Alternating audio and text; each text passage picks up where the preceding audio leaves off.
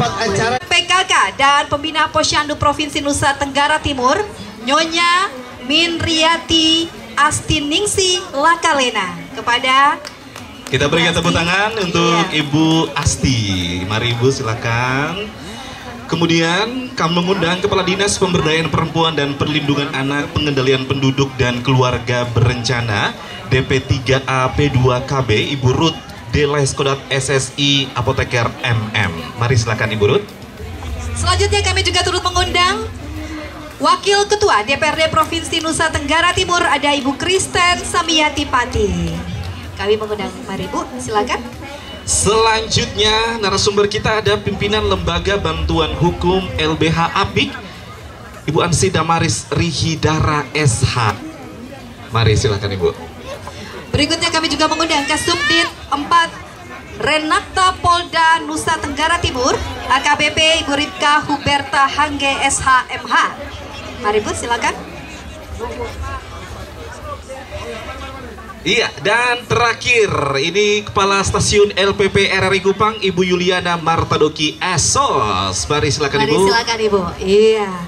Sekali lagi, Bapak-bapak semua yang ada di sini, kita boleh berikan tepuk tangan kepada 6 narasumber kita yang akan memberikan atau sharing. Kita akan edukasi bersama terkait bagaimana menolak kekerasan perempuan dan anak dan kampanyekan tenun keren Nusa Tenggara Timur.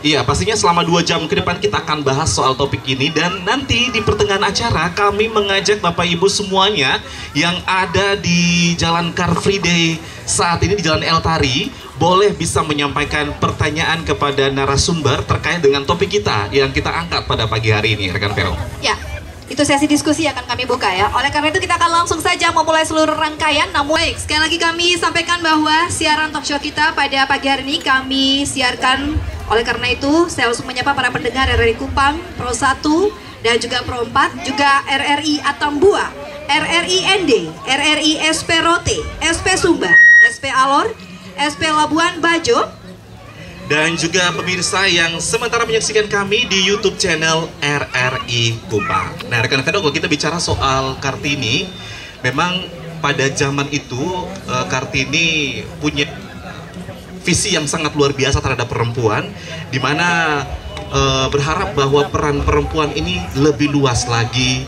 Kemudian ada semacam kayak perempuan juga harus menjadi pemimpin. Namun kalau kita lihat sekarang ini menyangkut dengan kekerasan, ini harus diatasi gitu ya. Harus diberantas kekerasan terhadap perempuan dan juga anak.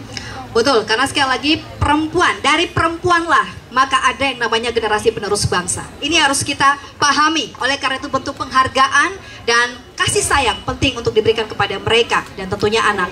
Baik, pendengar dan juga pemirsa, talk show ini tentunya memiliki tujuan bagaimana kita meningkatkan kesadaran dan kepedulian masyarakat tentang pencegahan dan penanganan kekerasan terhadap perempuan dan anak pada momen peringatan Hari Kartini. Selain itu juga untuk meningkatkan kesadaran masyarakat terhadap pentingnya pelestarian budaya tenun Nusa Tenggara Timur dan memperkuat sinergi pentahelix dalam menjalankan nilai-nilai keadilan dan kesetaraan gender serta kemanusiaan di lingkungan masing-masing kita.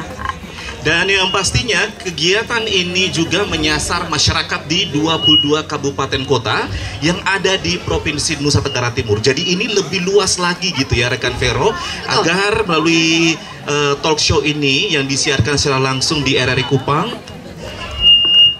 kemudian juga ND Atambua, SP Labuan Bajo, Rote, kemudian di Sumba, di Alor juga, dan juga berbagai media online. Dan terkait dengan hal itu ya, saya langsung berikan kesempatan kepada masing-masing narasumber gitu ya, untuk bisa memberikan semacam pemaparan gitu, point of view gitu ya, pandangan masing-masing dari masing-masing expert gitu ya, karena yang ada di depan sini ini punya expertnya masing-masing gitu betul, ya. betul, Jadi betul. Terkait dengan tema kita di saat ini, kira-kira menurut ibu-ibu yang luar biasa ini seperti apa nih? Kita mulai dulu dari Ibu Asti gitu ya. Silakan. Masing-masing kami berikan waktu 2 menit untuk pemaparan atau penyampaian point of view-nya terkait bagaimana tolak kekerasan terhadap anak dan perempuan serta bagaimana membudayakan atau melestarikan tenun ikat NTT. Silakan.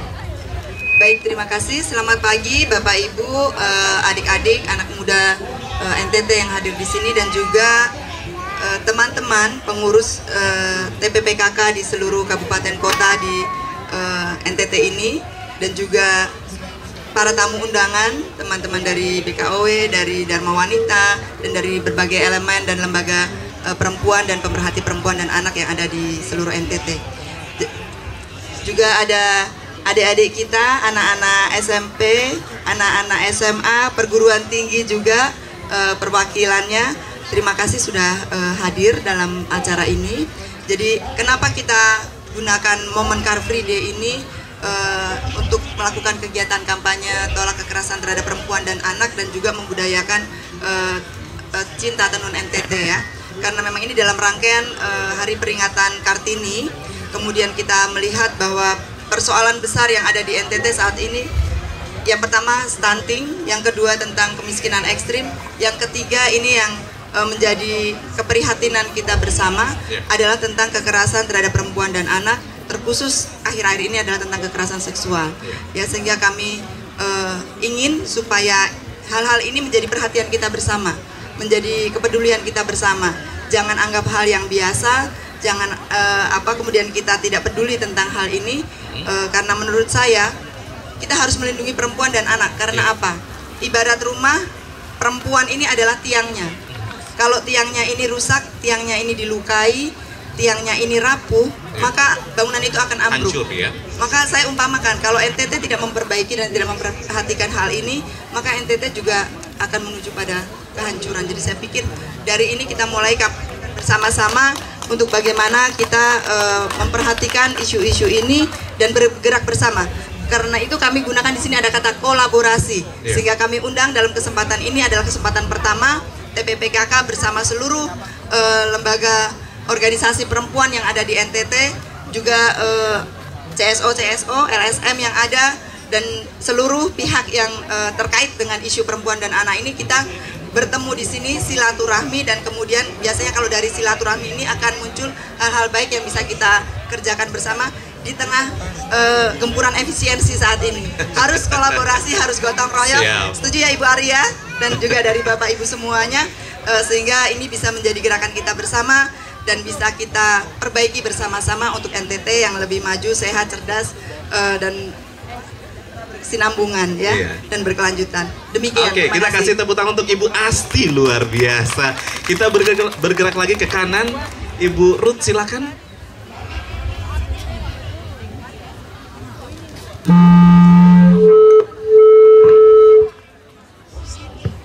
Terima kasih Kak Pongki. Iya. Tadi Bunda Asti Lakalena menyampaikan tentang keprihatinan terhadap kekerasan perempuan dan anak. Kita ada namanya sistem simponi, laporan kekerasan perempuan dan anak. Ini dimiliki oleh Kementerian Pemberdayaan Perempuan, Perlindungan Anak dan Perlindungan Anak Republik Indonesia. Tercatat tempat melapornya di mana?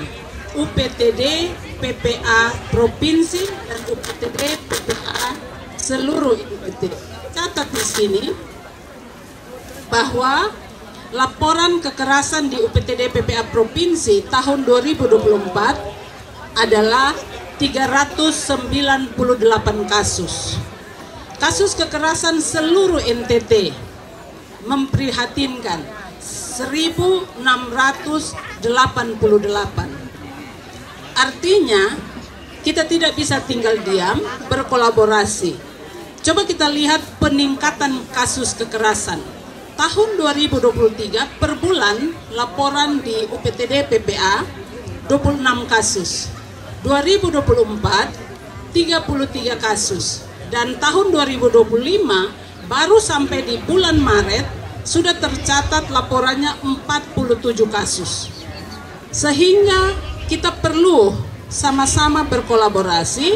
Kalau catatan Januari sampai Maret 2025 kekerasan terhadap perempuan 60 kasus, kekerasan anak 79, kekerasan terhadap anak laki-laki 32, anak perempuan 47.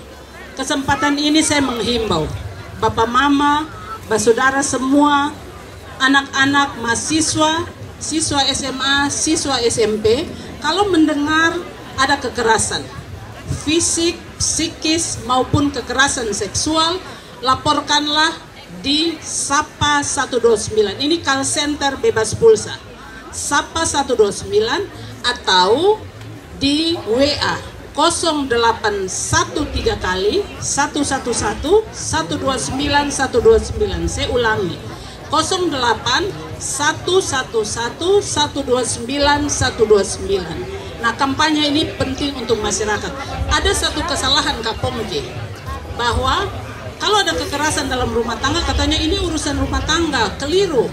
Kekerasan di ranah privasi atau ranah publik tetap harus dilaporkan. Boleh datang langsung juga ke UPTD PPA, termasuk UPTD PPA Provinsi Nusa Tenggara Timur. Di situ ada orang-orang baik yang akan menemani, melayani, mendampingi agar korban perempuan dan anak bisa keluar dari stres, keluar dari masalah ini, juga didampingi agar pelaku mendapatkan hukuman yang tepat. Terima kasih Pak Kapongki. Oke, kita berikan tepuk tangan kepada Ibu Ruth. Terima kasih Ibu Ruth. Kita lanjut lagi ke Ibu Kristen. Silakan Ibu. Salam, selamat pagi buat kita semua. Yang saya hormati Bapak Gubernur dan semua teman-teman pemerhati, dan yang hari ini tentunya kita hadir karena kita ingin punya komitmen yang sama, yaitu menolak kekerasan terhadap perempuan dan anak, baik itu KDRT maupun pelecehan seksual dan berbagai persoalan lain yang selama ini sedang terjadi di tengah-tengah kehidupan bermasyarakat kita. Dan saya dari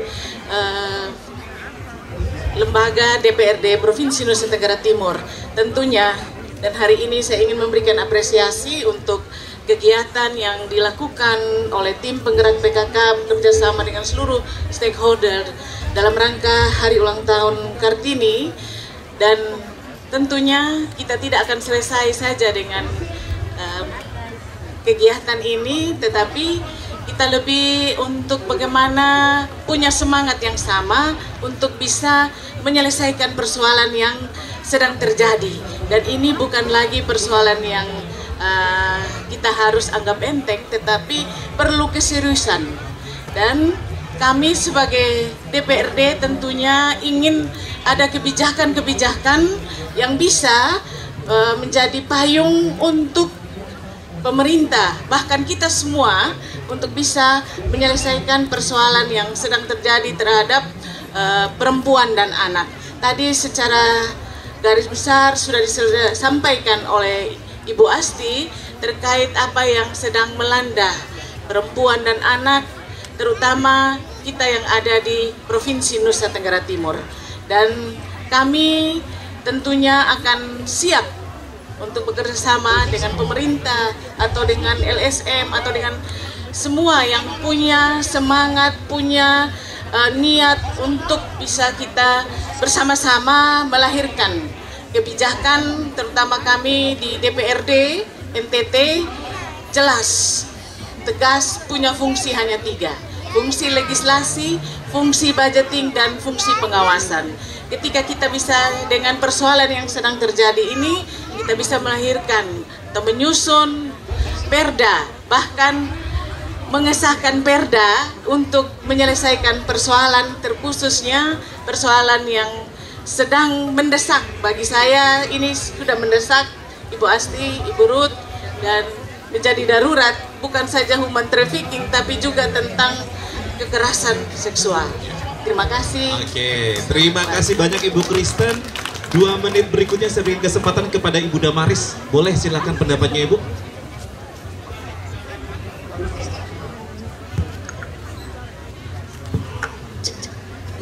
Selamat pagi, Bapak Gubernur, Bapak Ibu sekalian, anak-anak, serta para pendengar RRI dimanapun berada.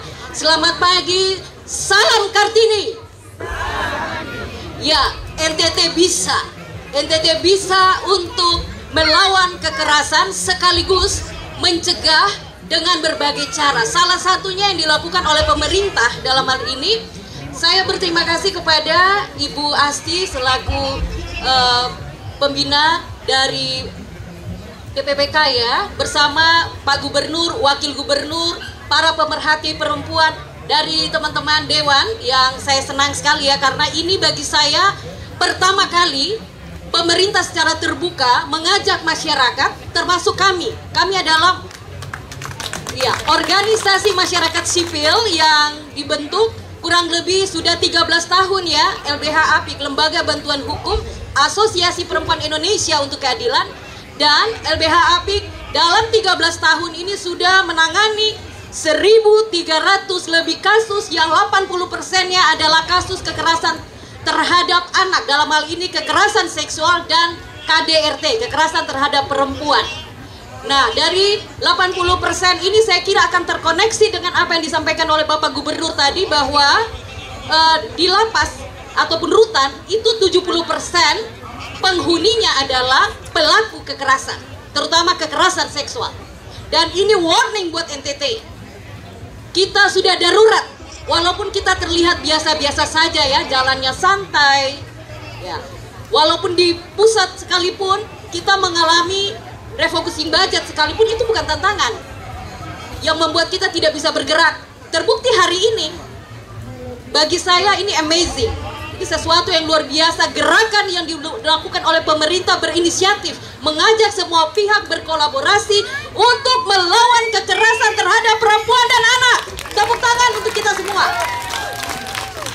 Karena itu LBH APIK punya komitmen, kami sudah melakukan upaya pencegahan dan penanganan kasus, walaupun di sana sini masih banyak kekurangan.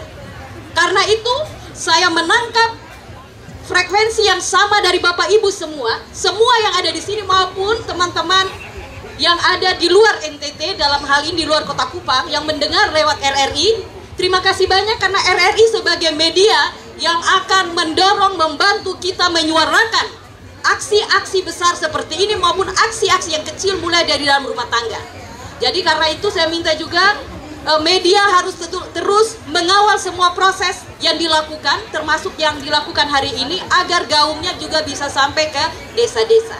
Seperti itu. Jadi jangan kita hanya ada di kota saja, tetapi bagaimana suara-suara dari desa pun bisa didengar. Dan ini bagi pemerintah, seperti yang disampaikan Pak Gubernur tadi, pemerintah saat ini sangat mendukung upaya yang dibuat oleh setiap elemen masyarakat, termasuk saya percaya yang dilakukan oleh lembaga-lembaga layanan yang kami lakukan saat ini. Dan kami juga sementara mendorong agar tidak saja aturan atau regulasi di level provinsi, tetapi secara nasional kami juga sementara mendorong agar semua regulasi yang ada memang memberikan ruang kepada perempuan, anak untuk mendapatkan akses keadilan. Seperti itu. Terima kasih, saya kembalikan. Luar biasa, kita berikan tepuk tangan untuk Ibu Damaris. Selanjutnya Ibu Ripka, 2 menit. Silakan Ibu. Terima kasih. Kayaknya sudah banyak yang dibicarakan masalahnya. Selamat pagi Bapak Gubernur, Ibu Ketua, dan semua Bapak Ibu yang hadir di tempat ini, dan juga khusus para pendengar RRI Kupang dimanapun berada. Terima kasih Ibu Ketua sudah memberikan kami kesempatan dari Subdit 4 di Treskrim Kompol NTT untuk hadir di sini untuk kita berbagi informasi. Jadi kami di sini bukan yang hebat, tetapi kami butuh kerjasama. Terutama terima kasih Bu Ketua sudah menyampaikan bahwa harus ada kerjasama semua pihak. Bapak Ibu, Bapak Gubernur, mohon izin kami menyampaikan bahwa kekerasan terhadap perempuan dan anak di Nusa Tenggara Timur dari tahun ke tahun itu meningkat, dan bukan hanya jumlahnya, tapi juga perilaku terhadap masalah kekerasan itu sendiri semakin mengkhawatirkan. Dan saya pikir pemerintah, khususnya Provinsi Nusa Tenggara Timur maupun kabupaten, untuk kemudian menanggapi hal ini bukan hanya sekedar kita membuat kegiatan talk show seperti ini, tapi kebijakan nyata terkait dengan bagaimana menangani korban setelah kejadian. Itu penting sebenarnya kalau bagi saya. Tadi sudah disebutkan oleh Ibu Kepala Dinas terkait dengan jumlah kasus, Ibu Ansi juga. Kami di Subdit 4 di Treskrim itu ada 2 unit Bapak. Jadi ada kekerasan terhadap perempuan dan anak, kemudian unit trafficking. Jadi beda. Jadi yang kami sampaikan ini tidak termasuk jumlah kasus yang terkait dengan trafficking, beda. Yang kami sampaikan di sini karena ini berkaitan dengan kekerasan terhadap perempuan dan anak. Tahun 2023 itu kasus kekerasan terhadap perempuan dan anak itu 1.100 sekian, jadi di atas 1.000. Kemudian tahun 2024 dia meningkat dari 1.100 sekian menjadi 1.200 lebih. Jumlah ininya nanti akan disampaikan. Kemudian tadi sudah disampaikan, jadi sekian itu hampir 60% itu adalah kasus kekerasan terhadap anak. Dan yang dari 60% itu hampir 50% dari 60% itu adalah kekerasan seksual. Dan kami mau sampaikan Bapak Ibu bahwa sekarang yang menjadi korban itu bukan hanya anak saja, bukan hanya perempuan, tetapi juga anak laki-laki, ya, anak laki-laki. Jadi yang sekarang menjadi persoalan adalah bukan hanya anak perempuan yang kita jaga, tetapi juga ada anak laki-laki juga harus dijaga. Nah, dari ini anak, kemudian kita lihat pelakunya. Pelakunya ini mungkin kita hanya lihat apa yang dia lakukan, tetapi kalau kita lihat ke belakang, mereka ini adalah korban pada saat mereka masih kecil. Jadi ada dari orang tua yang melakukan, dari guru dan sebagainya, sehingga akhirnya pada saat mereka dewasa mereka menjadi pelaku. Nah, hal-hal ini yang kemudian tidak didalami, kita hanya melihat oh ini aspek hukumnya, tapi kita tidak pernah sentuh masalah mentalnya dia, pemulihan terhadap pribadinya dia terkait dengan masa lalunya dia, itu yang kita tidak sentuh. Nah, karena itu Bapak Ibu dan saudara-saudara yang saya hormati, mari kita mencoba melihat permasalahan ini untuk kita memulai. Jangan kita melihat dari aspek hukumnya saja, tetapi bagaimana kita membangun kembali ketahanan keluarga ini. Mental itu penting Bapak Ibu. Masalah dia punya uang atau tidak punya uang, tapi kalau orang tua bisa memberikan dia kasih sayang, bisa memotivasi dia dengan yang benar, dia akan bertahan. Dia tidak akan melakukan hal yang justru merusak dirinya dia. Jadi seperti tadi yang disampaikan oleh Ibu Ansi, Bapak Ibu, kita untuk saya yang saya lihat sekarang, kita bisa kalau pemerintah tidak turun tangan untuk kemudian bekerja sama dengan semua pihak, terutama tokoh agama, kita sedang menanti menyambut generasi muda yang berpenyakit. Saya makas tahu. Jadi tidak main-main sekarang. Jadi kalau pemerintah hanya, oh iya kita buat talk show, kemudian selesai, tapi tindakan terhadap mereka ini apa? Itu. Pemulihan itu penting Bapak Ibu. Aspek sosialnya bagaimana dia nanti besar, kalau misalnya korbannya anak, ketika dia besar dia tahu, oh iya saya pernah mengalami seperti ini. Apa yang harus dilakukan? Kalau dia ada di tengah keluarga yang mengerti, yang bisa membentuk dia, yang apapun yang terjadi, kamu yang terbaik. Itu. Tapi kalau kemudian orang tua tidak mengerti, membiarkan anak hidup seperti apa adanya, satu saat dia akan bisa terjadi. Bukan hanya jadi korban, tapi dia jadi pelaku lagi. Jadi mungkin ini beberapa hal yang perlu kami sampaikan. Saya terus terang berkenan Bapak Gubernur, mungkin melalui Ibu Ketua berkenan secara lebih mendalam mungkin, supaya tahu kondisi NTT seperti apa. Mungkin suatu saat kalau Bapak punya waktu, kami bisa bertemu untuk menyampaikan ini kondisi NTT seperti ini.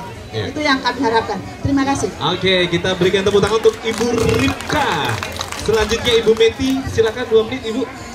Baik, selamat pagi Pak Gubernur, Ibu Ketua, dan para narasumber serta Bapak Mama, kakak adik semua yang hadir di area Car Free Day. Untuk RRI dalam mendukung bagaimana kita menolak kekerasan terhadap perempuan dan anak, ini secara nasional dalam kebijakan siaran menerapkan prinsip-prinsip ramah anak dan perempuan, termasuk siaran perspektif gender dan inklusi. Dan ini kita sudah lakukan sejak dulu, sejak RRI ada, ini sudah dilaksanakan. Dan kita terus membangun sinergitas dan kolaborasi dengan semua unsur-unsur baik pemerintah, masyarakat maupun LSM. Dan ini dibuktikan dengan siaran kami di mana RRI saat ini khususnya untuk Kupang ini mempunyai 3 programa. Programa 1 yang sasarannya adalah semua masyarakat, kemudian programa 2 itu untuk usia 15 sampai 30 tahun, dan programa 4 adalah dengan pendekatan budaya. Sehingga kampanye-kampanye isu-isu terkait dengan bagaimana kita memberikan edukasi informasi kepada masyarakat ini terus dilakukan oleh RRI. Selain itu melalui liputan-liputan yang dilakukan oleh para reporter RRI ini terus kita kampanyekan. Sosialisasi, kemudian produksi dan pemutaran iklan layanan masyarakat yang setiap hari itu kami putar, itu dari pagi hingga dari jam 5 pagi sampai dengan jam 23.50 ini terus RRI lakukan, dan kerjasama dengan semua pihak, termasuk hari ini kita bersinergi dengan tim penggerak PKK Provinsi NTT. Ini merupakan bukti nyata bahwa dalam siaran RRI selalu terus mengkampanyekan dan terus mendukung. Dan hari ini siaran kita ini tidak hanya disiarkan oleh RRI Kupang. Siaran kita disiarkan di Programa 1 RRI Kupang, Programa 4 RRI Kupang, kemudian RRI Atambua, kemudian SP Alor, RRI ND, kemudian SP Labuan Bajo, kemudian RRI Rote, RRI Sumba. Jadi secara keseluruhan untuk kita terus menggaungkan bagaimana upaya-upaya yang dilakukan oleh pemerintah, LSM, organisasi-organisasi masyarakat yang sangat peduli, bagaimana kita terus berupaya mendukung untuk terlaksananya terjadi penurunan tindak kekerasan dan terhadap perempuan dan anak. Kemudian kita juga punya satu program yang khusus di mana kita ada program Halo RRI. Masyarakat juga bisa menyampaikan melaporkan berbagai hal yang terjadi, yang dialami, sehingga nanti kami teruskan kepada para pengambil kebijakan, dinas instansi terkait, yang kemudian nanti ini kita ajak lagi untuk dialog lagi di RRI, sehingga kampanye ini terus kita lakukan bersama-sama, karena gerakan pentahelix harus itu dilakukan oleh semua pihak. Tanpa ada gerakan pentahelix antara media dan seluruh stakeholder, maka apa yang kita harapkan ini tidak bisa terjadi, tidak bisa kita wujudkan.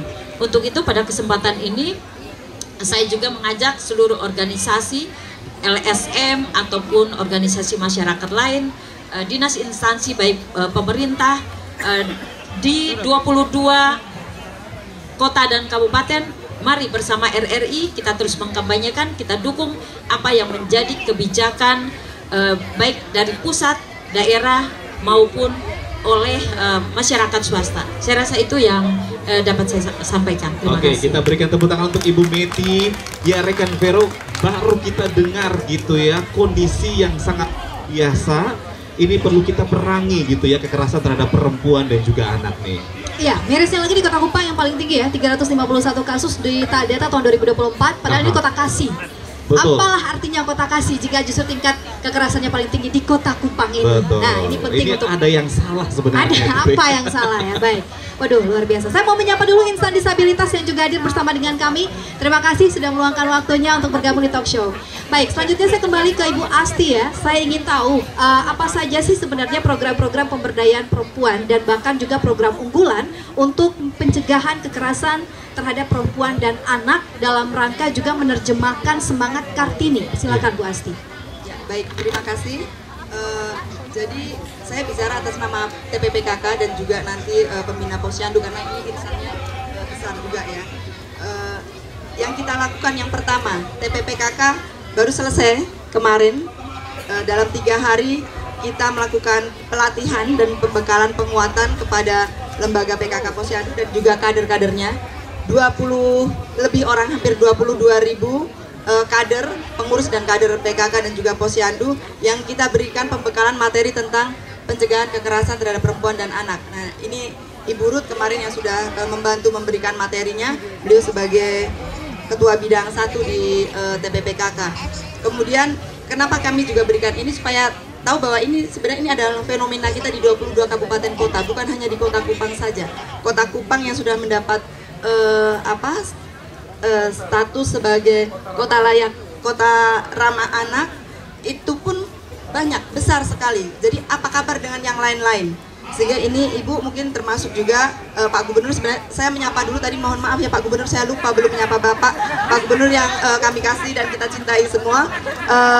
Nanti bahaya ini, anggaran tidak turun. Jadi terima kasih untuk dukungan luar biasa dari Pak Gub, Pak Wagub dan seluruh Pemprov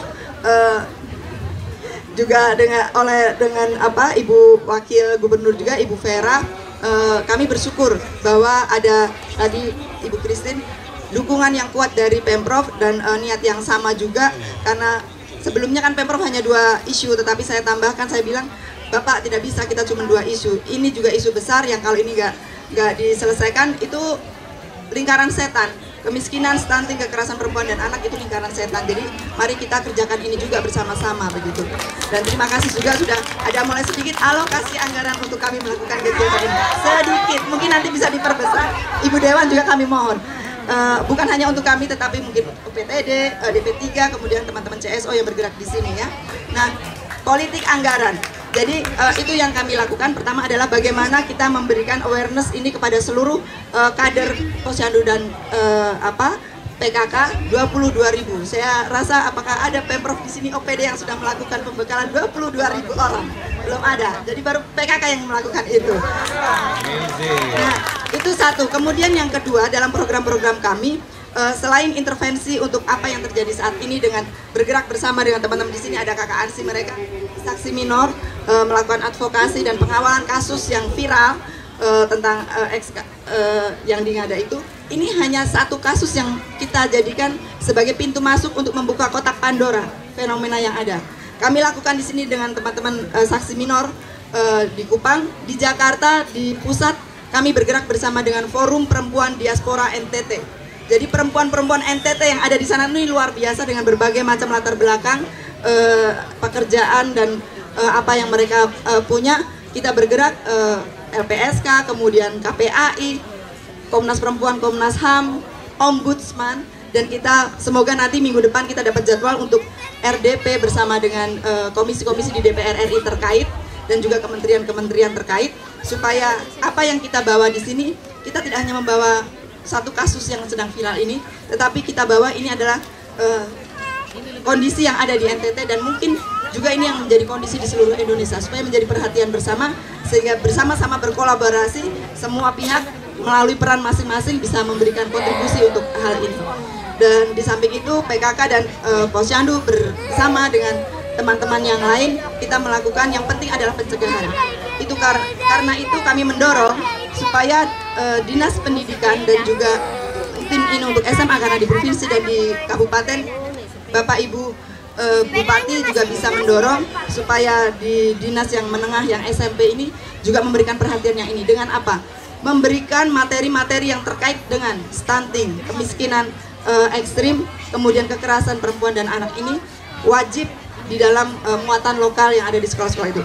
Karena ini kondisi yang sudah luar biasa, tadi kita sampaikan ini bukan lagi memprihatinkan tapi mengerikan. Buat kami ini mengerikan dan ini sudah darurat kekerasan perempuan dan anak, sehingga harus diintervensi juga dengan cara yang luar biasa, dengan cara yang di luar kebiasaan. Jadi mau nggak mau harus wajib materi-materi ini diberikan kepada anak-anak sekolah secara periodik dan kontinu. Jangan cuma sekali doang, sekali mah lupa, 3 tahun lagi, 6 tahun lagi sudah lupa, tetapi harus ada tahap-tahapnya, berbagai materi ini masuk. Kemudian untuk kekerasan perempuan dan anak ini bukan hanya anaknya, tetapi harus ada cara orang tua murid untuk mereka mendengarkan materi-materi ini dan juga turut terlibat aktif dalam memerangi kejadian kekerasan perempuan dan anak ini. Terima kasih. Baik, ini wow. Kita berharap agar ada sinyal yang positif dari semua instansi gitu ya untuk sama-sama memerangi kekerasan terhadap perempuan dan anak. Saya lanjut ke Ibu Ruth.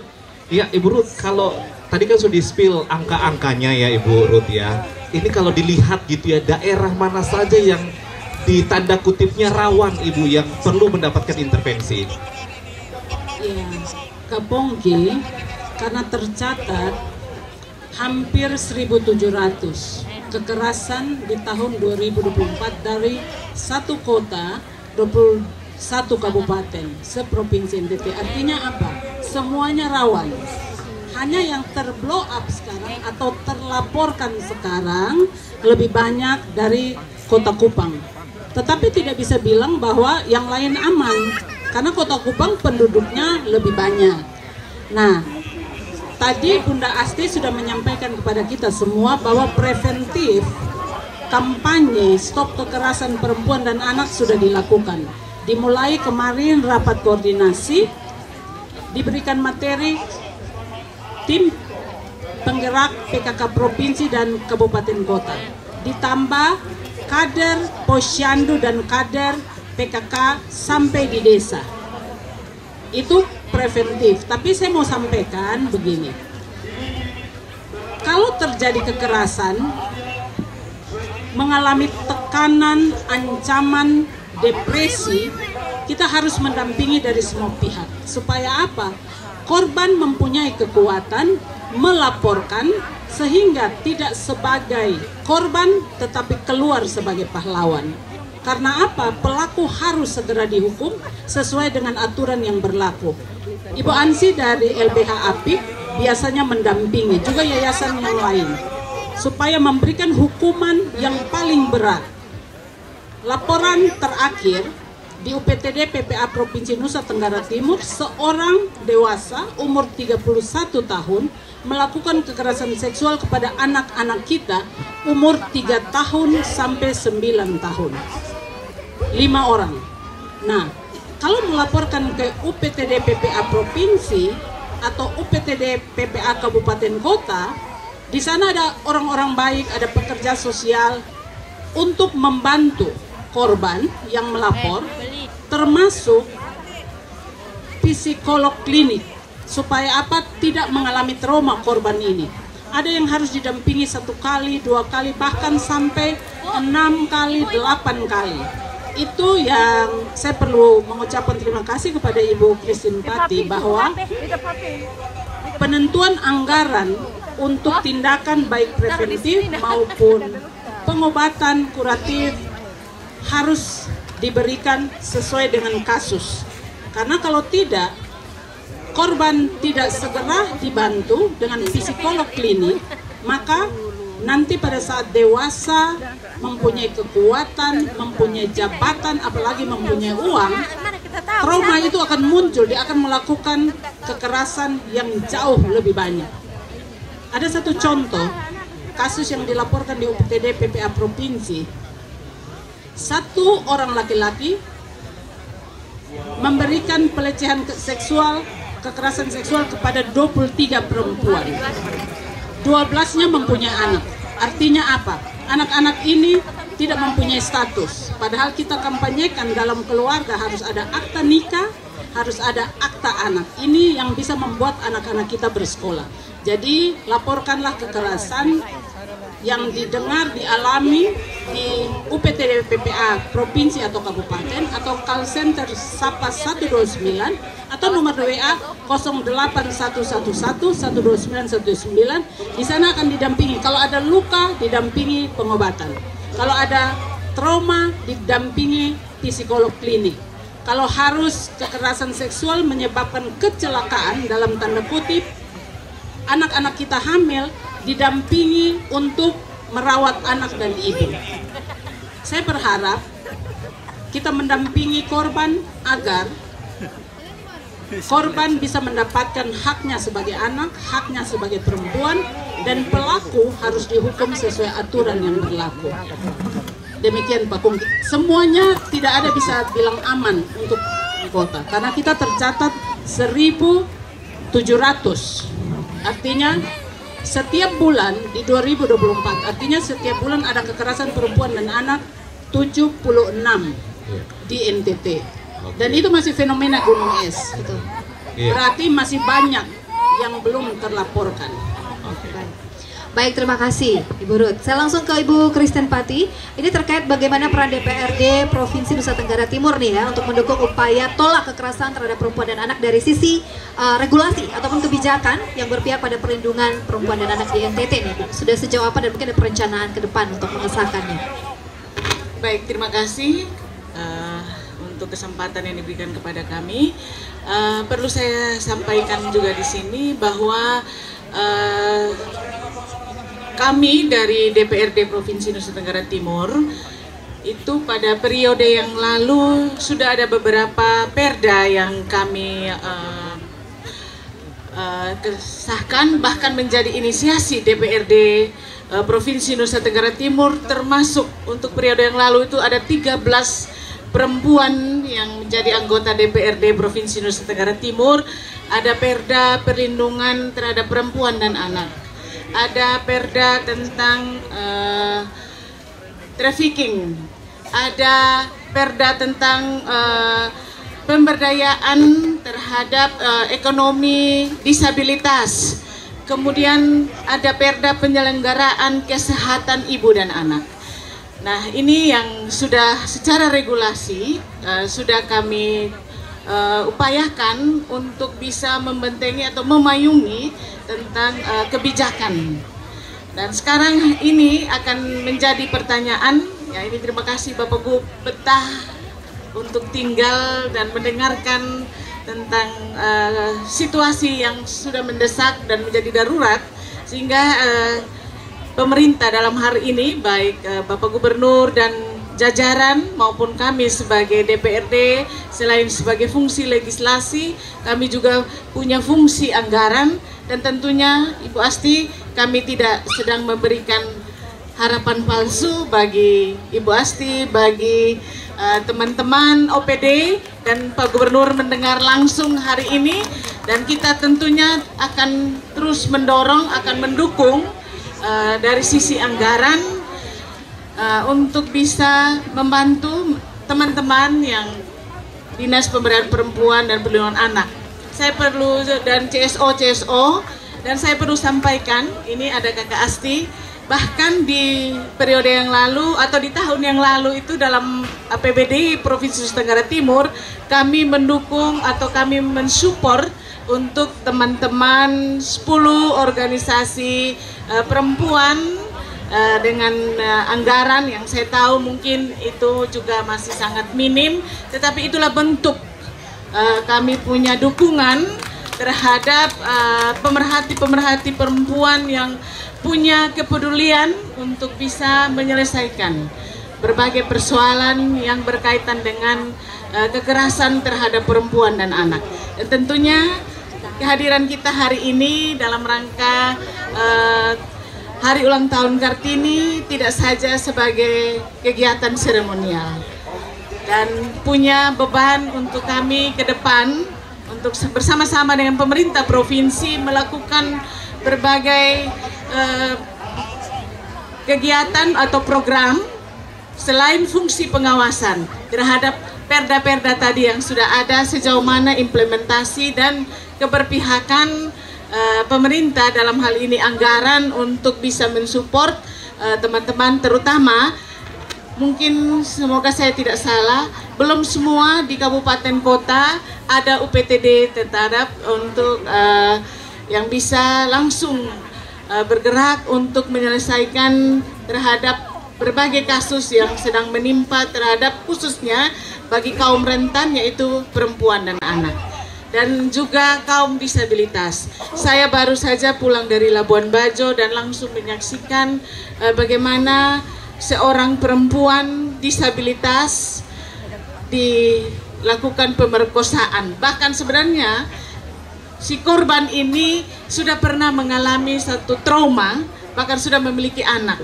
usia sekolah, dan hari ini dilakukan lagi kekerasan yang sama. Dan satu hal yang ingin saya sampaikan di sini, kebetulan kita semua ada banyak yang hadir. Kadang-kadang ini baru penyampaian dari baik dari Ibu Asti maupun dari Dinas Pemberdayaan Perempuan dan Perlindungan Anak, dari LBH Apik, bahkan dari Polda NTT, bahwa kita punya data ada kenaikan terus tentang kekerasan terhadap perempuan dan anak. Itu yang berani melapor, Pak Gub. Tetapi yang bisa melapor, yang punya akses melapor. Bahkan tadi yang saya sampaikan tentang kejadian yang baru terjadi 4 hari yang lalu di Labuan Bajo, itu pun karena ada teman-teman yang mendengar sehingga memberikan pemahaman untuk keluarga jangan ragu-ragu melapor.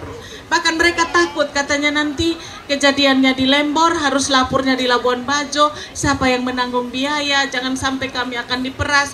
Ada banyak hal-hal itu yang ditakutkan oleh masyarakat. Nah, mudah-mudahan dengan kegiatan yang terjadi seperti hari ini, bahkan masyarakat kita semua punya semangat yang sama, punya kepedulian yang sama. Tidak saja pemerintah, dalam hal ini pemerintah dan DPRD, tetapi kita semua masyarakat, kita punya beban. Karena ini bukan lagi persoalan yang menjadi persoalan yang darurat, yang harus menjadi semangat kita untuk bisa menyelesaikan. Baik. Terima kasih. Baik, terima kasih Ibu. Saya juga mohon perhatian bagi Bapak Mama semua, dikarenakan makin panas ya kondisinya, sehingga yang ingin berpindah ke tempat dingin kami persilakan. Bapak Gubernur juga kami persilakan. Jangan kalah dengan panas ya. Baik, baik, baik. Luar biasa semangatnya beliau ini. Oh, demi yang tercinta di depan. Selalu terdepan gitu ya. Demi melawan isu kekerasan terhadap perempuan dan anak. Luar biasa, baik, baik. Oke, kita lanjut lagi ke Langsung Ibu saja. Ansi. Ya, Ibu Ansi, kalau kita melihat gitu ya, tren yang ada sekarang ini, kalau misalnya ada korban, proses pendampingannya seperti apa Ibu? Silakan. Iya, baik. Bapak Mama, bagi saya, ini saya mau bilang ya, kenapa saya berikan apresiasi pada momen ini? Karena lebih baik mencegah daripada mengobati. Kami bagian dalam mengobati, dan itu tidak mudah, ada banyak kendala. Salah satunya yang ditanyakan oleh Kak Rongki ya? Kak Fongki, ya. Kak Fongki, dalam konteks kita menangani kasus, itu memang LBH APIK karena memang betul-betul mendedikasikan lembaga kami untuk perempuan, anak, dan kelompok rentan, maka kami betul-betul dalam pelayanannya harus memperhatikan semua aspek. Kami melihat, kami menggunakan pendekatan bantuan hukum gender struktural. Artinya apa? Kami tahu semua korban yang datang kepada kita itu punya latar belakang. Latar belakang apa? Kebanyakan kita punya latar belakang budaya patriarkat yang memposisikan perempuan tidak setara dengan laki-laki, terutama dalam pengambilan keputusan. 99% korban yang datang melapor kepada kami itu perempuan miskin, ibu rumah tangga yang tidak berdaya secara ekonomi. Maka pantaslah hari ini saya memberikan apresiasi kepada Ibu Asti, Bapak Gubernur, dan semua yang menggunakan tenun. Yang menenun ini adalah perempuan, dan ini akan meningkatkan ekonomi perempuan. Ketika dia berdaya, dia punya kekuatan ekonomi, maka dia akan berani mengambil keputusan melaporkan kasus yang dialami. Jadi jangan main-main, ini saya kira kampanye yang luar biasa. Jadi menggunakan tenun ini bukan sekedar asik-asikan fashion, bukan. Tetapi kita sementara mendukung perempuan. Semua hasil kerja perempuan itu harus dihargai dan didukung oleh pemerintah yang terdekat. Dalam hal ini bapaknya, Gubernur, dengan segala kebijakannya harus memastikan bahwa karya perempuan bisa dinikmati dan perempuan juga bisa berdaya. Selain UMKM ya, yang lain yang makanan dan lain, tapi saya kira tenun ini hanya ada di NTT yang kualitasnya demikian. Maka saya mau sampaikan Bapak Mama, jangan bermain-main dengan isu kekerasan terhadap perempuan dan anak. Tadi saya sudah sampaikan bahwa kami juga LBH APIK tidak saja menawarkan atau memberikan solusi hukum. Kami bekerja secara komprehensif. Selain memberikan kepastian hukum kepada korban, kami juga bekerja dengan teman-teman pengadaan layanan lainnya, teman-teman HIMSI, PKBI, Rumah Harapan Gemit, Rumah Perempuan, dan lain-lain. Kenapa? Karena memang menyelesaikan ini tidak bisa sendiri.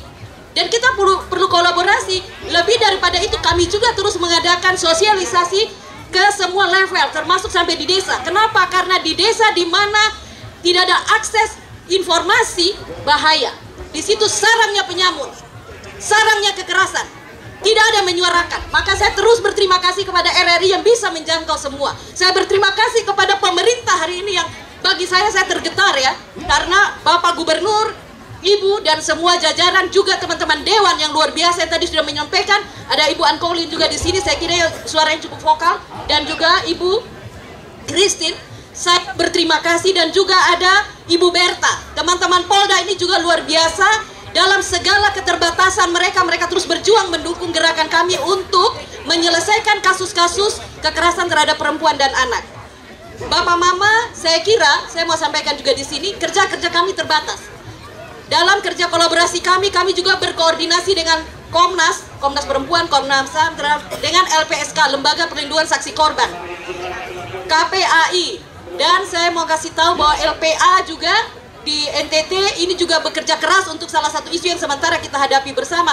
Tapi sayangnya regulasi-regulasi kita secara nasional dan daerah belum bisa menunjang semua pekerjaan. Contohnya LPSK dengan pemotongan budget hari ini, Komnas HAM hari ini juga itu tidak mampu bergerak. Pada tujuan dari LPSK itu dia mendekatkan akses bantuan dan perlindungan kepada korban.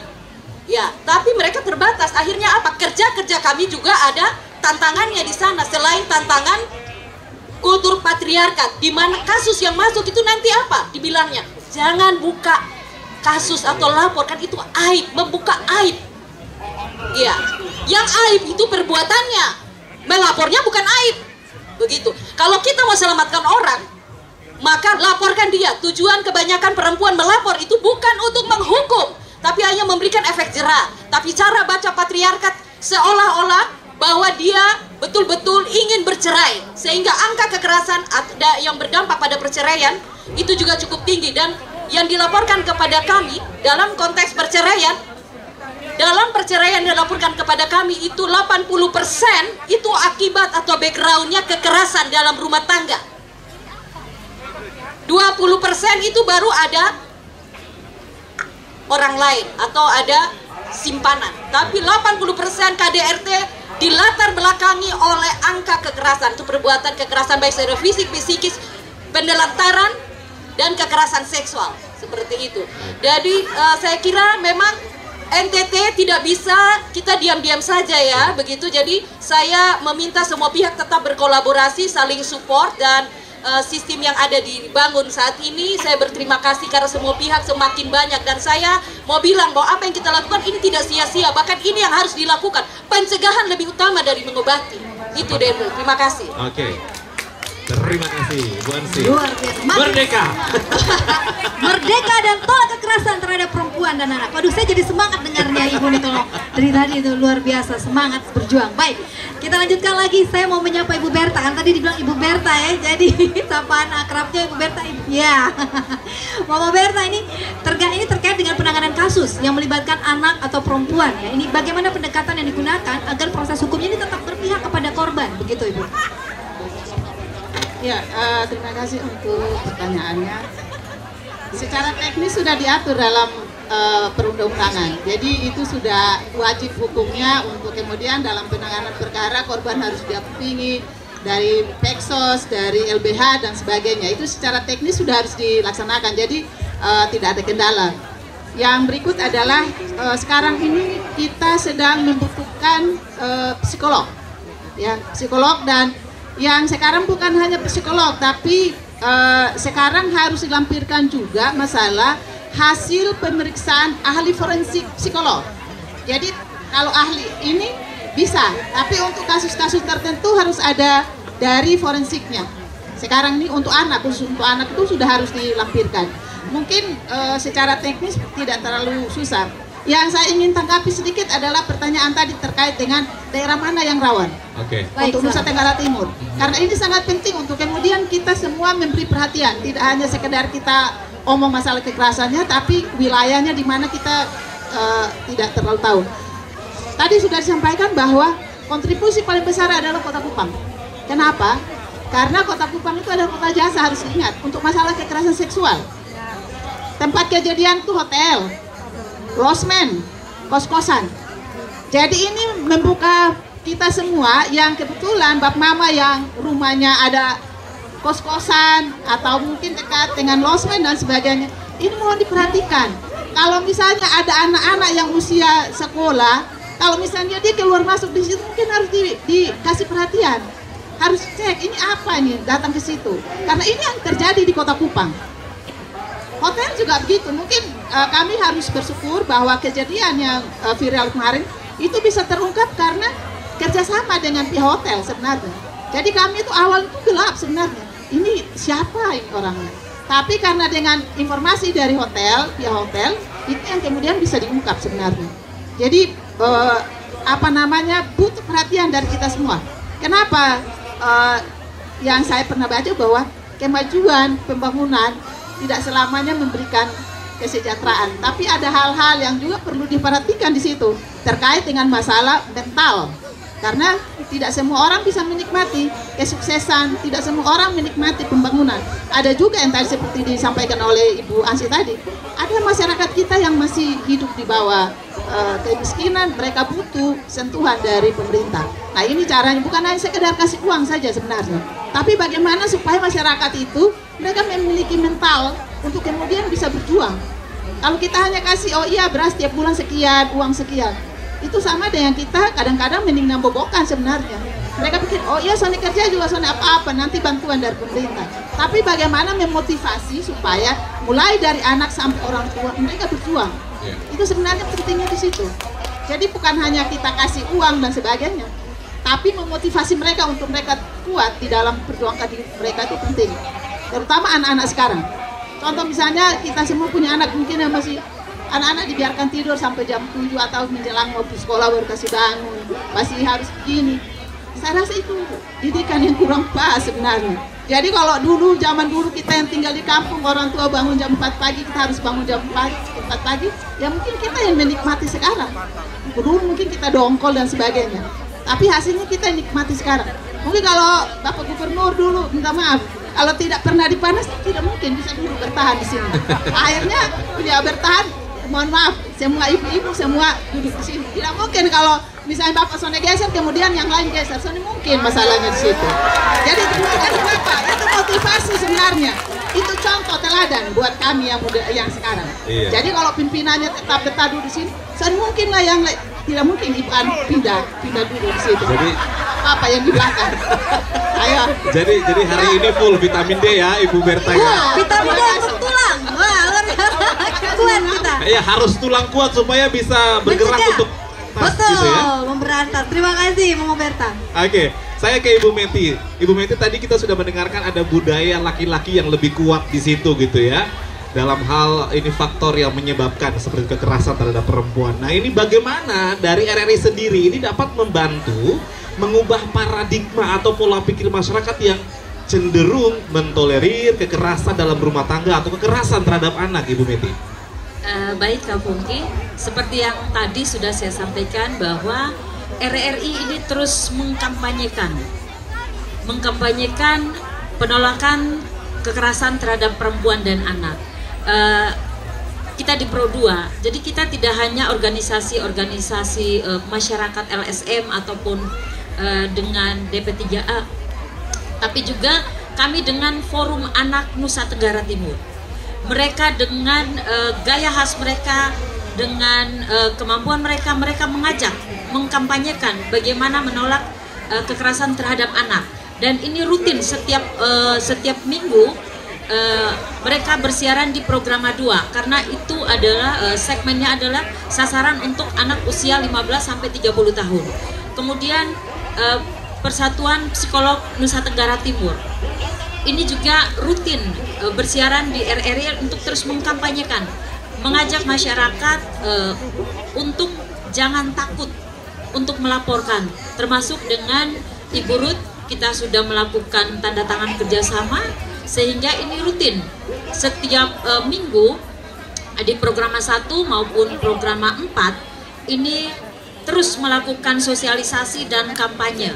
Nah, pada kesempatan ini juga untuk yang berada tim penggerak PKK atau organisasi masyarakat yang sangat peduli terhadap perempuan dan anak yang berada di Pulau Flores, ini bisa melakukan kerjasama dengan RRI ND. Untuk yang berada di wilayah Manggarai, itu bisa nanti bersiarannya di RRI Labuan Bajo. Kemudian yang di Alor ini bisa dengan RRI Alor. Lalu yang berada di Keva, kemudian Belu itu bisa dengan RRI Atambua. Di Rote bisa dengan RRI Rote. Kemudian 4 kabupaten yang ada di Sumba itu bisa dengan RRI Sumba. Dan untuk yang berada di wilayah timur sini ada 9. Sabu nanti dengan RRI Kupang. Nah, jadi untuk yang ada 9 kabupaten di wilayah timur termasuk Sabu itu bisa dengan RRI Kupang. Jadi kami terus berupaya. Jadi kegiatan ini tidak harus membayar biaya airtime. Itu semua kita lakukan sebagai lembaga penyiaran publik yang punya tanggung jawab bagaimana terus mengkampanyekan isu-isu ini sehingga masyarakat teredukasi. Saya rasa itu Kak Wongki dan Kak Vero. Iya, jadi memang jangkauannya luas karena satu suara ribuan telinga yang mendengar, Ibu ya. Iya, betul. Jadi siaran kita pada pagi hari ini selain oleh 7 RRI, kemudian melalui kanal YouTube, kemudian melalui streaming, kemudian Facebook, dan yang lebih kekinian adalah melalui aplikasi RRI Digital. Jadi melalui smartphone kita atau yang memiliki iPhone itu bisa mendownload RRI Digital.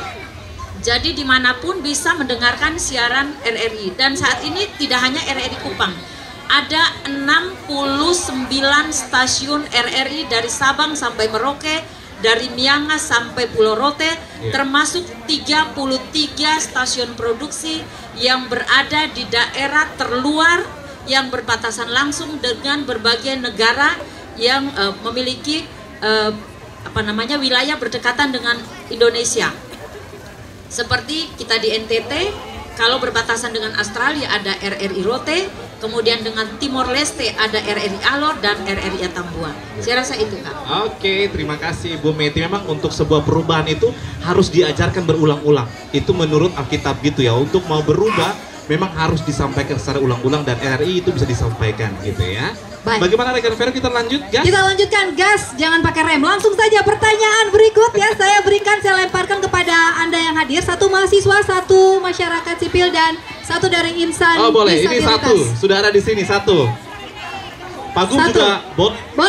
kasih kesempatan. Pak Gubernur juga boleh. Saya ke insan disabilitas terlebih dahulu ya. Mari, silakan. Yang mana? Mari.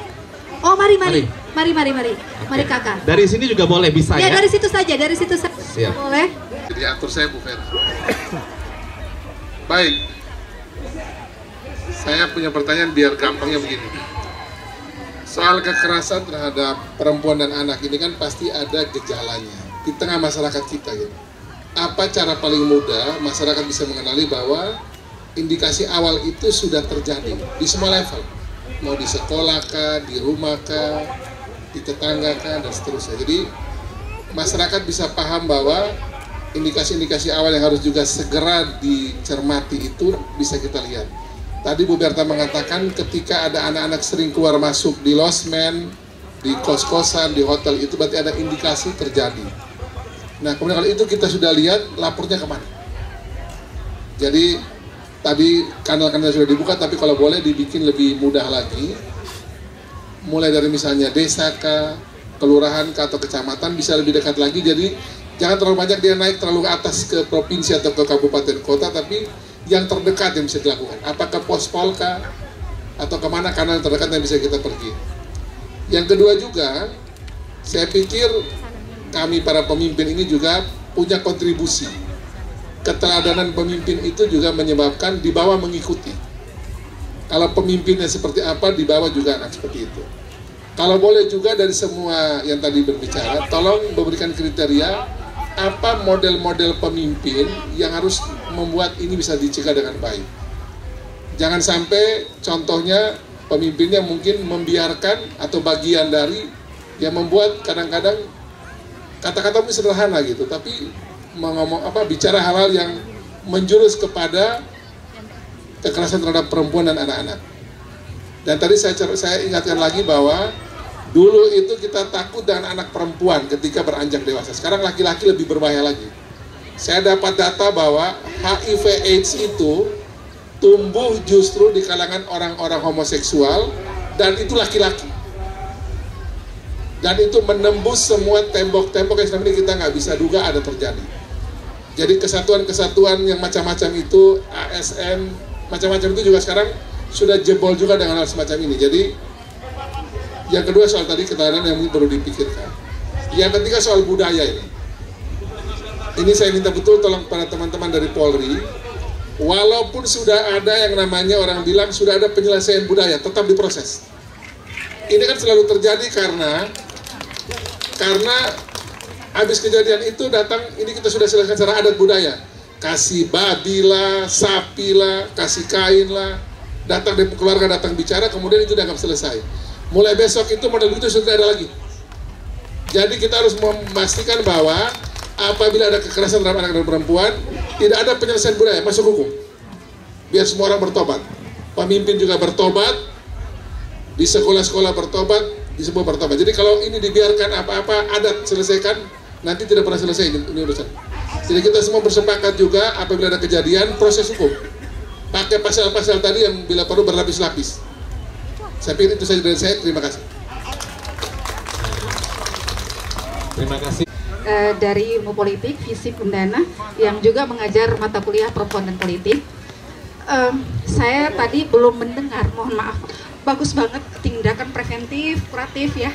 Tetapi hal yang fenomenal terjadi, kita lupa bahwa ternyata di NTT, khususnya Kota Kupang, tingkat seksual anak itu tinggi, yang itu dipengaruhi oleh gadget. Pentingnya memanfaatkan gadget itu belum diterapkan secara masif oleh baik pemerintah maupun pihak-pihak terkait. Pertanyaan saya ada, bagaimana regulasi yang diberikan oleh pemerintah atau tindakan nyata pemerintah dalam menekan angka seksual anak, yang mana kita tahu bahwa kayak, mohon maaf, aplikasi-aplikasi harusnya ditutup agar mencegah anak-anak berperilaku atau bertindak seks. Karena ternyata tadi yang disampaikan oleh Ibu Ripka dari Polda bahwa iya, ternyata anak-anak sekolah kita, SMP, SMA, mahasiswa ada di dalam lingkaran seksual. Apakah dia sebagai pelaku, apakah dia sebagai korban? Itu saja dari saya, terima kasih. Wallahul muwaffiq ila aqwamit thoriq.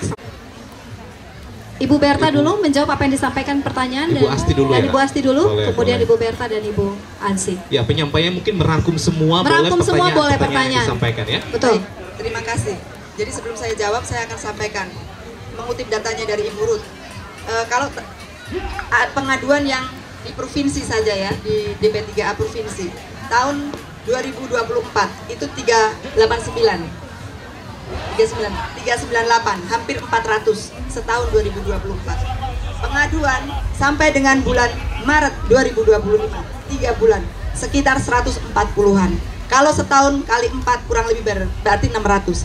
Dari 400 bergeser ke 600, kemungkinan akan bertambah dengan aksi-aksi yang kita lakukan, campaign ini, orang akan semakin berani bersuara, kemungkinan akan bertambah. Jadi kita bayangkan peningkatan itu luar biasa. Nah, kemudian yang kedua tadi pertanyaan juga Pak Gub, bagaimana mengkonkretkan aksi ini dan juga bagaimana bantuan hukum atau jalur hukum untuk sampai ke masyarakat yang paling dasar. Kita sedang menjajaki kerjasama dengan Kementerian Hukum. Pak Gub, izin juga kami sampaikan, Kementerian Hukum punya program pos bantuan hukum di tingkat desa, termasuk juga untuk mengadvokasi ini, melakukan pelayanan sampai dengan tahap tertentu. Nah, ini yang sedang kita coba akan kerjasamakan supaya semakin mendekatkan layanan hukum ini sampai ke tingkat desa. Karena itu sekali lagi Bapak Gubernur mohon juga kebijakan bisa mendorong supaya bagaimana sampai dengan di desa itu, anggaran desa ini juga ada alokasi untuk ini, termasuk untuk stunting, kemiskinan, termasuk untuk kekerasan remaja. Karena banyak bapak desa yang tidak paham bahwa ada sebagian sekian persen dari dana desa itu yang harus digunakan untuk isu-isu ini. Ya, dan banyak mama-mama desa yang tidak tahu juga bahwa dia punya hak, punya kontribusi untuk penanganan hal-hal ini. Itu satu. Kemudian yang kedua, tadi dengan teman-teman disabilitas, siap Garamin, kita akan kerjasama, termasuk juga advokasi ataupun upaya-upaya preventif yang kita lakukan juga akan menjangkau ke sana. Terima kasih Ibu Bupati TTU juga hadir di sini, dan juga nanti yang menjadi pertanyaan dari kakak yang LSM tadi, itu tadi upaya kolaborasi. Sekali lagi harus kolaborasi, nggak bisa berdiri sendiri. Jangan ada ego sektoral lagi, jangan ada ego lembaga lagi. Ini kerjaan kita bersama, kita saling melengkapi satu dengan yang lainnya.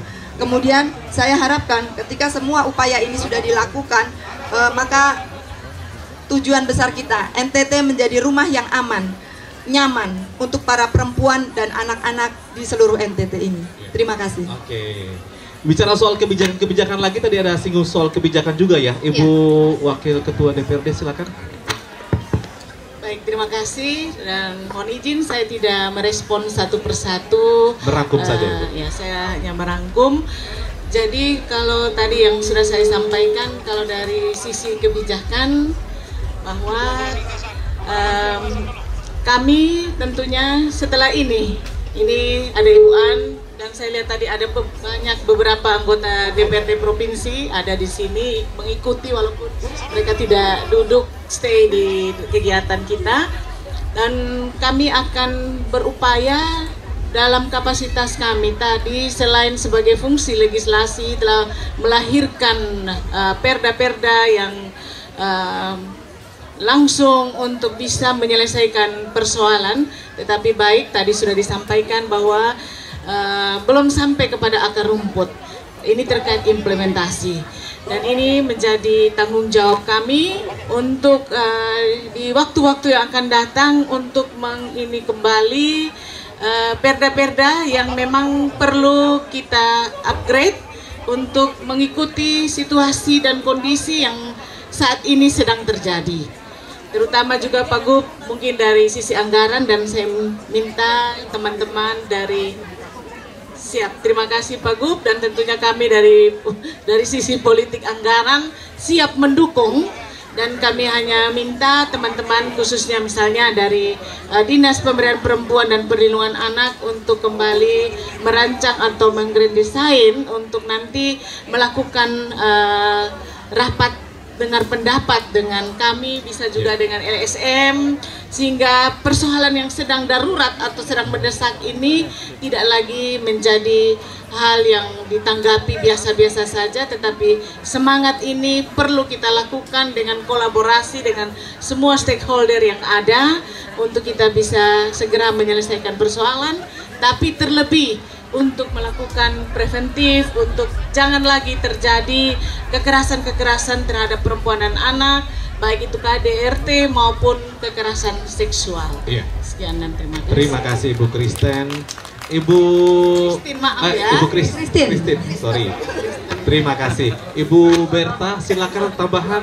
Ada pertanyaan dari Pak Gub tadi. Iya, terima kasih untuk apa yang disampaikan oleh Bapak Gubernur terkait dengan sistem pelaporan. Kalau misalnya ada kekerasan, kalau untuk di kota gampang, ya kota gampang. Tapi misalnya di tingkat polsek atau di desa, iya itu biasanya kalau untuk korban kekerasan seksual atau kekerasan lah untuk perempuan dan anak, pada umumnya di Nusa Tenggara Timur itu tingkat polsek itu tidak ada poluan Bapak. Jadi itu harus dibawa ke Polres. Nah, bagaimana caranya? Yang tahu permasalahan itu datang lapor di Polsek saja Bapak. Nanti LP-nya itu yang diserahkan ke Polres untuk dilakukan penanganan. Nah, dari penanganan terhadap korban kekerasan perempuan dan anak agak sedikit berbeda. Jadi ketika korban datang kita lihat apa yang dia butuhkan. Apakah masalah psikisnya yang harus ditangani duluan atau kesehatannya. Jadi tidak harus dilakukan pemeriksaan saat itu. Makanya teman-teman yang mendampingi butuh waktu. Jadi tidak harus langsung seperti tindak pidana yang lain, korban datang langsung dilakukan pemeriksaan. Ya, tapi dia harus, misalnya masalah kesehatan kita rujuk dia ke rumah sakit. Kemudian kalau masalah psikis kita harus cari psikolog atau teman-teman Peksos yang sudah dilatih untuk kemudian dia bisa punya kekuatan untuk bisa berbicara. Karena ini terkait dengan mentalnya dia pada saat kita lakukan pemeriksaan. Dia baru ketemu dengan kita, nah dia kadang tidak secara terbuka untuk menyampaikan apa yang menjadi persoalannya dia gitu. Nah kemudian saya dengan ibu yang dari ini Garamin. Iya, saya terus terang sebelum hal ini diungkapkan, saya pernah ketika diskusi di BHP saya sampaikan kita mau membuat kemudian tersangka itu kemudian seperti apalah, tapi dampaknya justru kepada korban. Jadi kalau kita misalnya Bapak Gubernur atau teman-teman dari LSM mau tahu permasalahan, mari kita duduk sama-sama. Ini masalahnya penanganannya sudah sampai di sini, kendalanya ini. Jadi cukup kita yang tahu. Jangan sampai masyarakat secara luas tahu dan akhirnya tahu oh ini korbannya ini. Karena walaupun kita pakai inisial, tapi alamatnya bisa dicari tahu. Oh, orang kos. Nanti misalnya dari mulut A, kos. Nanti sampai di yang C, oh ini kosnya di Liliba. Nanti di Liliba, nih dicari tahu lagi nih, orang tuanya siapa. Itu masalahnya. Jadi kalau kita, kami juga butuh untuk pengawasan dari masyarakat. Bukan hanya ini, tapi dari Bapak Gubernur dan sebagainya. Kami bukan berarti tidak mau diawasi, tidak dikontrol, bukan. Tapi kegiatannya itu yang perlu diperhatikan. Jadi tidak untuk konsumsi semua orang. Kalau budaya itu Bapak di aturan di RJ-nya tuh yang restorasi justice-nya itu diperkenankan. Tapi yang kita perhatikan adalah damainya ini ada kerelaan, ada tulus kosongan deh Bapak di situ. Karena bisa terjadi tersangka ini karena tidak mau, kemudian dia paksa korban. Misalnya korban sudah kembali ke orang tua misalnya, kemudian dia mau untukin apa, dia paksa. Nah itu yang kita harus sebagai penyidik atau penyelidik harus memperhatikan hal itu. Jadi kalau misalnya ada paksaan di situ kita tidak izinkan. Yang itu yang pertama. Kemudian yang kedua, kalau kasus itu berulang, itu tidak diizinkan. Kalau kasus berulang Bapak, kalau kasus berulang itu tidak diizinkan. Kemudian yang terakhir Bapak mohon izin untuk terkait dengan masalah penanganan perkara untuk kekerasan seksual, apakah itu terhadap perempuan dewasa, terhadap anak, itu tidak boleh di-RJ. Jadi proses hukumnya tetap lanjut. Walaupun ada perdamaian dari keluarga dan sebagainya, tapi itu hanya bagi kami itu hanya mungkin nanti sampai di pengadilan menjadi pertimbangan hakim. Bukan kami yang memutuskan untuk kasusnya selesai. Gitu. Okay. Terima kasih. Baik. Tetap ditindak secara hukum. Oke. Ya. Baik, karena waktu kita terus berjalan, jadi langsung saja kita beri kesempatan kepada Ibu untuk memberikan saran singkat, padat dan jelas ya Ibu ya. Setelah itu kita beri kepada masing-masing narasumber untuk bisa menyampaikan kesimpulan akhir. Ya. Ya, silakan Ibu. Baik, terima kasih Pak Bu yang saya hormati dan semuanya. Saya hanya beberapa saran saja. Yang pertama terkait dengan maraknya kekerasan terhadap perempuan dan anak dan juga kekerasan seksual.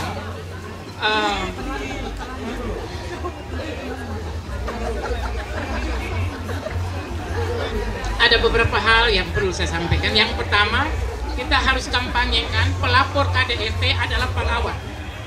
Pelapor KDRT adalah pahlawan untuk meminimalisir bahwa kita menghargai budaya dan segala macam. Itu yang pertama. Yang kedua, Pak Gub, hidupkan Siskamni di setiap RT RW. Yang ketiga, dimulai dari tingkat yang terkecil adalah posyandu. Posyandu itu harus disentuh dengan pembicaraan tentang kekerasan terhadap perempuan dan anak. Dan yang terakhir, teman-teman media, ini khusus untuk teman-teman media, judul atau headline pemberitaan tidak boleh yang mengandung kekerasan terhadap perempuan. Misalnya Ibu Asti, 1 orang perempuan digilir oleh 7 pemuda. Misalnya seperti itu. Judul media yang membuat opini terbentuk bahwa bolehlah kita melakukan kekerasan. Jadi itu 4 saran. Media harus soft dan nyaman bagi para pemberita, bagi para pembaca, sehingga dia akan melahirkan hal-hal baru, spirit-spirit baru dalam meminimalisir kekerasan terhadap perempuan. Itu saja 4 saran dari saya. Terima kasih dan selamat siang untuk kita semua. Baik, terima kasih Ibu. Dan di akhir ini kita akan mendengarkan closing statement terakhir yang akan disampaikan oleh Ibu Asti selaku Ketua PKK ya, Provinsi Nusa Tenggara Timur, untuk menyampaikan closing statement, kesimpulan akhir sekaligus menutup, dan nanti akan lanjutkan dengan penandatanganan komitmen tolak kekerasan perempuan dan anak. Masing-masing, baik. Iya. Oh iya, ingin menanggapi. Baik, silakan Ibu Ruth. Sebelum berakhir ya. Terima kasih. Yang pertama ada berita baik, Pak Gub, Bunda Asti. Saya mendapatkan WA dari himpunan psikolog di Kupang bahwa akan membantu korban kekerasan perempuan dan anak. Yang kedua, bahwa dari informasi tadi, Undana kita sudah mulai melalui pemerintah provinsi menyampaikan tentang penggunaan gadget pintar, di mana kita menyampaikan contoh salah satunya, anak-anak kita tidak boleh masuk di grup micet, karena itu tanda kutipnya saling menjual atau open BO. Yang ketiga, stop kekerasan seksual ini sudah kampanye di SMP bahkan SMA. Kita mengajak seluruh kabupaten juga dengan judul masalah reproduksi. Di dalam materi ini kita sampaikan bahwa kalau melakukan hubungan seksual bukan dengan pasangan, dengan orang-orang yang lain, kemungkinan besar akan terkena penyakit seks menular, penyakit menular seksual. Dan dari banyak korban yang melaporkan ke UPTD PPA, hampir semua korban terkena sifilis dan AIDS karena hubungan yang dilakukan adalah hubungan yang tidak aman.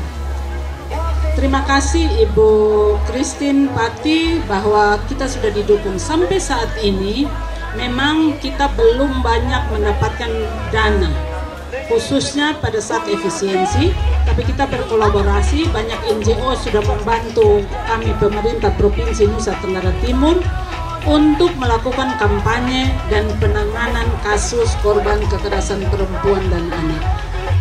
Terima kasih. Langsung closing statement? Boleh, silakan. Apabila kita mendengar ada kekerasan di ranah publik maupun ranah privasi, dampingilah korban untuk melapor ke call center SAPA 129 atau WA 08111 129 129 dan boleh datang langsung ke UPTD PPA. Dan yang terakhir, 20.000 kader Posyandu dan kader PKK yang sudah disampaikan materi termasuk stop kekerasan, ini kita harapkan menjadi agen untuk mendampingi korban sampai di desa-desa apabila ada kekerasan perempuan dan anak. Kita tetap semangat dengan tagline Bapak Gubernur, Bapak Melki Lakalena, bersama Bapak Wakil Gubernur, Bapak Joni Asadoma, juga Bunda Astia Lakalena dan Bunda Vera Asadoma untuk sama-sama bekerja. Ayo bangun NTT. Ya, terima kasih. Silakan Ibu Asti. Berikutnya closing statementnya. Ya, terima kasih. Saya pendek saja. Boleh. Mari kita bergandeng tangan, pemerintah, PKK dan berbagai elemen yang ada, teman-teman dari LSM, dari kepolisian, dari Dewan dan dari berbagai komunitas. Kita bergandeng tangan untuk bersama-sama mencegah dan menurunkan angka kekerasan pada perempuan dan anak. Ketika perempuan dan anak terlindungi, percayalah, daerah itu akan menjadi daerah yang bahagia dan sejahtera. Terima kasih. Terima kasih Ibu Asti. Ibu Christine silakan. Singkat saja semua masing-masing. Baik, terima kasih. Kekerasan terhadap perempuan dan anak tidak lagi menjadi urusan orang per orang atau urusan pribadi, tapi menjadi masalah kita bersama. Dibutuhkan kesadaran kolektif, keberanian untuk bertindak, dan dukungan dari semua lapisan masyarakat agar tercipta Nusa Tenggara Timur yang aman, ramah bagi semua. Terima kasih. Ya. Ibu Ansi silakan. Iya. Bapak Mama juga para pendengar RRI dimanapun berada, mari dalam momen HUT Kartini kita berefleksi untuk menjadikan NTT sebagai kota yang ramah dan inklusif. Akhiri kekerasan terhadap perempuan, anak, dan kelompok disabilitas. Tuhan memberkati kita. Iya. Ibu Berta? Ya, yang pertama kerjasama semua pihak untuk masalah penanganan kekerasan terhadap perempuan dan anak. Yang kedua, kepada orang tua, segala permasalahan dalam rumah tangga bicarakan secara baik-baik. Karena dampak dari perpisahan itu adalah anak-anak menderita. Karena itu, rawatlah anak-anak sehingga mereka menjadi generasi muda yang berhasil dan menjadi penentu dari kemajuan Nusa Tenggara Timur. Yang ketiga, semua hal yang berkaitan dengan masalah teknologi yang bisa membantu kita untuk kita tidak bisa menghambat perubahan itu. Tapi mari bangun iman kita untuk kemudian kita melakukan hal-hal yang benar. Karena kalau orang yang dekat dengan Tuhan, pasti Tuhan jaga dia untuk tidak melakukan hal yang buruk. Terima kasih. Terima kasih Berta. Terakhir Ibu Meti. Mari jadikan RRI sebagai bagian media untuk terus kita mengkampanyekan isu-isu untuk menolak kekerasan terhadap perempuan dan anak. Baik, terima kasih kepada para narasumber kita yang telah hadir, Ketua Tim Penggerak PKK dan Pembina Posyandu Provinsi NTT Nyonya Mindriati Astining. Ayo bangun NTT. Terima kasih. NTT. Ayo bangun NTT. Yeay, luar biasa.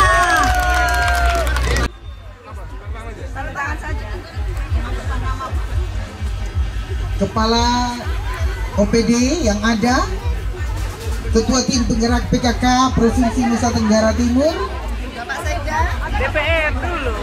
Pak Sekda, apakah DWP Provinsi Nusa Tenggara Timur, Ibu Wakil Gubernur, Ibu Bunda Vera, Seruan Hati Perempuan NTT, Beta Perempuan NTT. Beta tolak semua bentuk kekerasan terhadap perempuan dan anak di bumi NTT. Bapak Mama dan Saudara semua. Selanjutnya dari organisasi Beta Perempuan NTT. Wanita. Beta mengajak semua perempuan di bumi NTT. Profesi. Mari berprotokoler. Ketong satu hari. Wakil Ketua DPR. Satu suara. Ketong bersatu. Bersama dalam semangat gerakan.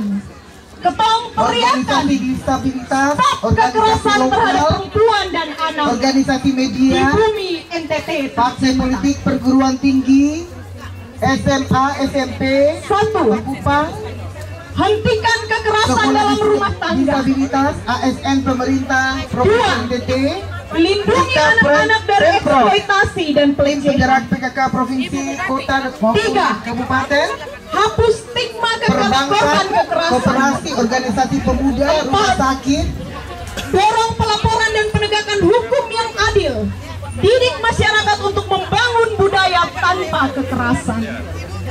5. Perempuan dan anak narasumber yang ada pada pagi hari ini, mereka adalah manusia yang berhak atas rasa aman, cinta, dan masa depan. 6. Gerakan bersama pendidikan yang berperspektif gender Ibu sejak Ketua Tim Penggerak PKK Kabupaten TTU. 7. Pemberdayaan perempuan agar berani bersuara dan Kepala Baperida, kepala-kepala SPJ yang hadir bisa dapat pendampingan psikologis dan hukum yang adil bagi korban. 9. Pelatihan kepada aparat dan masyarakat tentang pencegahan kekerasan. 10. Penguatan nilai budaya yang menjunjung tinggi martabat manusia. Karena setiap perempuan NTT berhak untuk hidup tanpa rasa takut. Karena setiap anak NTT berhak tumbuh tanpa trauma. Karena tidak ada satupun alasan buat membenarkan kekerasan di bumi NTT ini. Tidak tradisi, tidak agama, tidak kemiskinan, tidak tekanan sosial, tidak juga kekuasaan, dan apapun itu. Ketong butuh perubahan, dan perubahan itu dimulai dari ketong sebagai perempuan NTT. Beta Perempuan NTT, Gadis PMD Provinsi NTT. mari ketong ciptakan lingkungan yang aman untuk komunitas perempuan yang menjadi pelindung bagi perempuan dan anak, dan bukan jadi pelaku kekerasan. Kepala BKD, Dinas Perikanan dan Kelautan,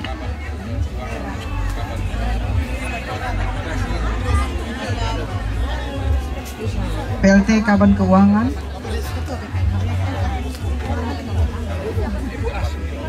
Kepala Biro Hukum, Kadis Kesehatan Provinsi NTT, Johannes Kupang, Wakil Bupati,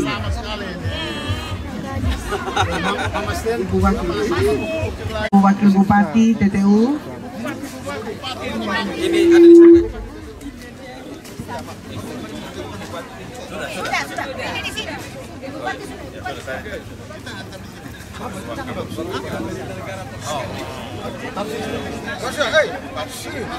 Yang sudah kami sebutkan, PMKRI, GMNI, boleh secara bergantian GMKI, bisa maju ke depan. AMI, HMI, dan Kependudukan Undana, Dr. Deci Ruban. Silakan Ibu. Mohon perhatian, mungkin ada yang merasa kehilangan Anggota handphone. DWP, iya, Kalau mari. ada yang merasa kehilangan handphone, boleh ke samping panggung. Cari panitia, handphone berwarna biru, biru langit. Ketong perempuan NTT, ketong ada di sini, ketong dengar semua jeritan, ketong lihat